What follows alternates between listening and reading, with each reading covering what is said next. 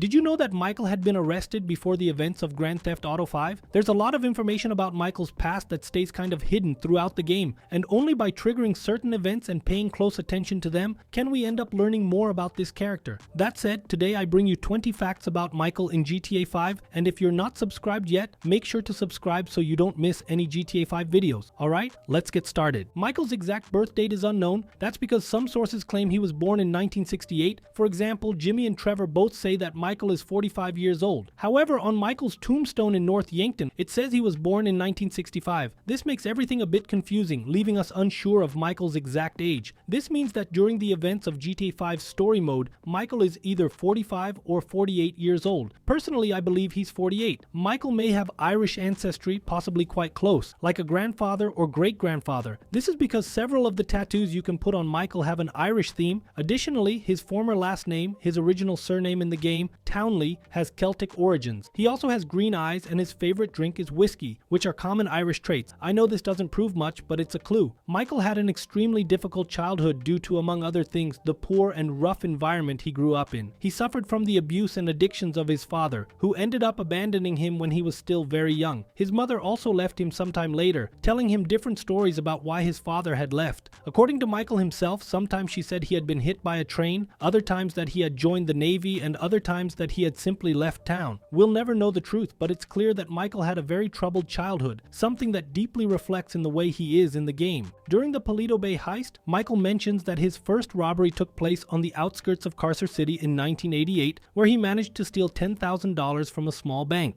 Mikey, bro, what was your first bank score? 88, outskirts of Carcer City. Took a small franchise for 10G. Yeah, things were easier back then.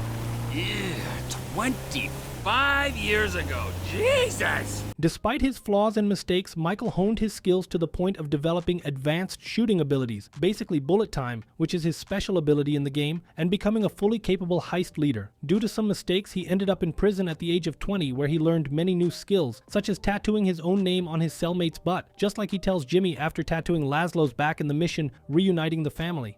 Michael sleeps the least out of the three protagonists. When you save the game with Michael, time advances by 6 hours. Franklin sleeps for 8 hours, while Trevor sleeps for 12. This might be because Trevor is always passing out high, while Michael ends up living alone after his family moves out. One of Michael's transition scenes shows him waking up in a panic, pointing a gun. I've seen this happen a few times, even when his family is still living there, which suggests he might suffer from nightmares. This could explain why he sleeps less compared to Trevor or Franklin, or maybe he just sleeps less because he's older. It's pretty common for older people to want to stay awake longer than younger ones, as it gives them a sense of making the most out of their day. The movie quote that Michael uses in both the prologue and the jewelry store heist, the one that ultimately gives him away to Trevor, is, "You forget 1,000 things every day. Make sure this is one of them." Players only find out which movie this quote comes from after completing the game with option C. After finishing the game, select Michael as your character, then call Solomon Richards and you'll get to hear this phone conversation. It's really cool. Check this out. "We forget 1,000 things every day.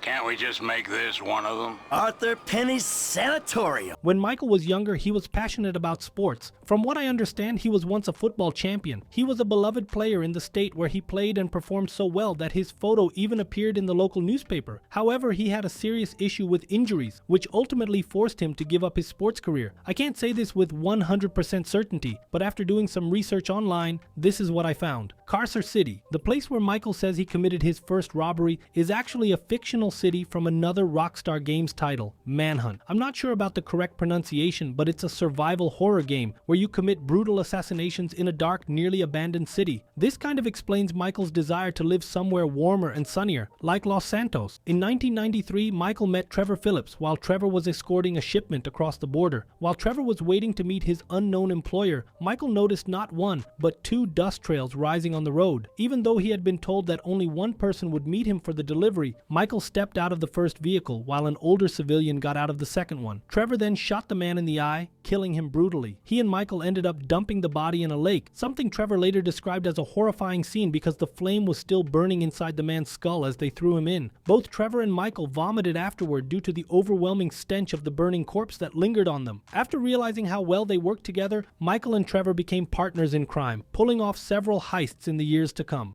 Now that's something I want to see. So, tell me, man, how y'all end up meeting? Michael introduced us. Me and Frank didn't exactly travel in similar circles. Nah, I mean the creeper. Michael? Ha! Yeah, I don't know. Yeah, you know. Sorry if I don't want to reminisce. The wounds ain't healed. You such a delicate little old bitch, ain't you? Where your pussy at? What you got in there? Screw you! That's good. Let it out, homie. Go on, let it out. Vent. The turd was probably playing me from the start. Right, yeah. Probably. How he do it? Where? When? All right! Fuck! I was running this small air freight outfit in North Yankton. A tiny operation. There's one beagle I could borrow when I needed it. We were kids. Kids with planes. So, this guy I know says there's this other guy needs some hot cargo moved across the border. Money's good, and I don't know enough to check references, so I'm in. A few days later, I'm waiting on the runway. I see this dust coming up off the road. Only it ain't one dust trail, it's two. I got told one guy in cargo. First car comes through the gate, stops, someone comes out. It's my age, just 20, kinda fat but strong underneath.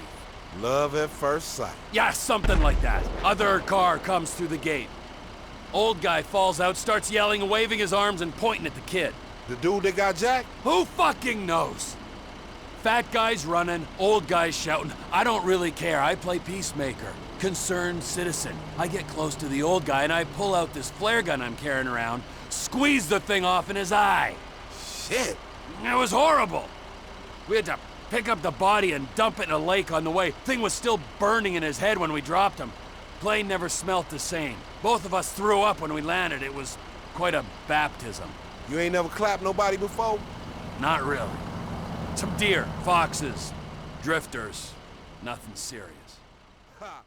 Michael met Amanda at a shoe store in the northern United States. After meeting several times as friends, the two eventually started dating. Michael even helped Amanda improve her shoe business by buying larger size shoes for her, which helped increase her profits. After that, Michael decided to start his own shoe selling business. Eventually, after dating Amanda for several months, they got married and had 2 children, living in a trailer park in the Midwest. I believe this might have been the point where Michael started questioning his life of crime, wondering whether he would keep going down that path or eventually leave it behind.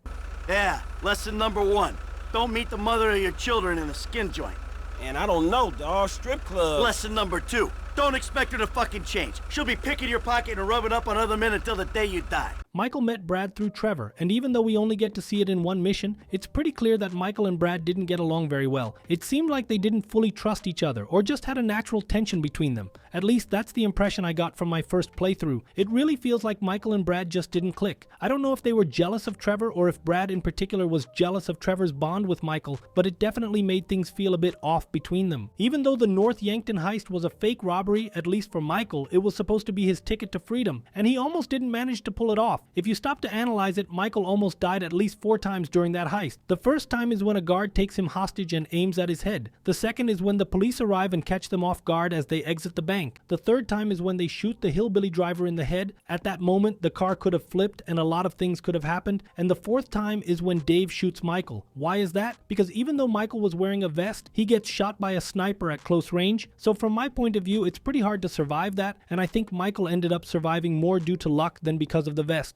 Michael is a sad and depressed character in the game because he did something horrible. He betrayed his partners to live with his family, but living with his family wasn't the happiest part of his day. Over time, he started to miss his criminal life and began drowning his sorrows in alcohol, magical substances, and spending a lot of time with girls in shoe stores, which eventually led to him getting cheated on multiple times after Amanda found out what he was doing. Michael and Trevor in the beginning kinda had success with their early robberies. According to Michael himself, they were still poor, but even so, they managed to get by pretty well. The problem started with Trevor when he began showing his crazy side and started killing multiple civilians in broad daylight. Additionally, Michael would sometimes repeat the same lines from Solomon Richards' movies during the heist, which kind of left a trail behind them wherever they went. Because of this, the police started chasing them closely, forcing them to leave the city immediately after pulling off one last big heist. Michael was the first protagonist that came to mind for the Rockstar team when they started developing GTA 5. This, besides being confirmed by Rockstar itself, is also noticeable in the game, as he is kind of the main character, considering that the entire story basically revolves around him, from the prologue to the end of the game. Sometime in 2004, Michael met the corrupt agent David Norton, and fearing for his family's safety, he made a secret deal with the agent, which led him to cut ties with Trevor and Brad. To disappear and start a new life, Michael had to pay a 5-digit sum per month to be relocated with his family to Los Santos, where he would receive a new identity for himself and his family. As part of the deal, as you can imagine, Michael had to inform David Norton about his next heist, the North Yankton robbery, where Michael would pretend to be shot by David Norton, Trevor would be killed, and Brad would be arrested. Even though things didn't go exactly as planned, in the end, Michael still managed to make the deal work. Michael's favorite radio stations are Los Santos Rock Radio, Vinewood Boulevard Radio, and Radio Mirror Park. Additionally, he also listens to Rebel Radio while staying at Trevor's house in Blaine County.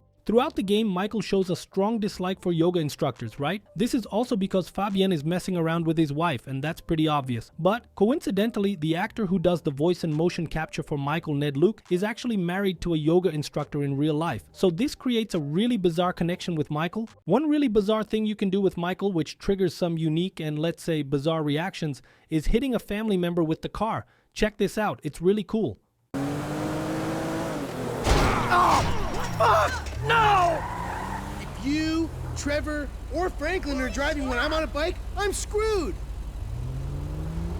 If Michael accesses the in-game website Psychic Shoutout, the one I'm showing on the screen, and talks to Madame Tammy, she will reveal that Amanda has slept with a yoga instructor, tennis coach, firefighter, plumber, lifeguard, truck driver, garbage man, gardener, and even a hipster. Michael will then angrily respond, saying that they have an open relationship, which is actually confirmed by Tracy during the mission Reuniting the Family. When Michael goes to Dr. Friedlander's office to try to fix all the family drama, you can see that throughout the game's story, Michael's relationship with his family improves a lot, and this becomes very noticeable at the end when you choose to kill Michael. His family's reactions are surprising, especially Amanda's. If you want to see what I'm talking about, click on the video indicated by the arrow to check it out. And that's it for today, folks. Don't forget to like and subscribe. Take care, and bye.